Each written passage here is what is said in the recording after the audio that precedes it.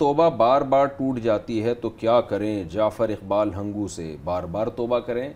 उलमा इसकी मिसाल देते हैं कि अगर आपका कपड़ा बार बार मैला हो जाता हो तो ये सोच के धोना थोड़ी छोड़ देते हैं कि बार बार मैला हो जाता है। बार बार मैला हो रहा है तो बार बार तौबा करें। तो हज़रत हकीम अख्तर साहब रहमहुल्लाह ताला एक बात फरमाया करते थे कि अज़्म शिकस्त नहीं होना चाहिए, शिकस्त अज़म हो जाए। यानी आपका तोड़ने का अज़म ना हो कि मैं तौबा करते हुए ये अज़म ना हो कि मैं तौबा तोड़ूंगा। हाँ, आपने जो तौबा करके एक अज़म किया था कि तौबा नहीं तोड़ूंगा, ये अज़म अगरचे टूट जाए तो तौबा जब करें तो दिल में पक्का इरादा करें कि मैं कभी भी गुनाह दोबारा नहीं करूंगा। और अपने ऊपर कोई सज़ा भी मुतय्यन करें। दिल में ये नीयत कर लें कि अगर मुझसे गुनाह हुआ तो मैं ये जुर्माना दूंगा, या मैं इतने रोज़े रखूंगा, या मैं इतनी रकतें नवाफिल पढ़ूंगा।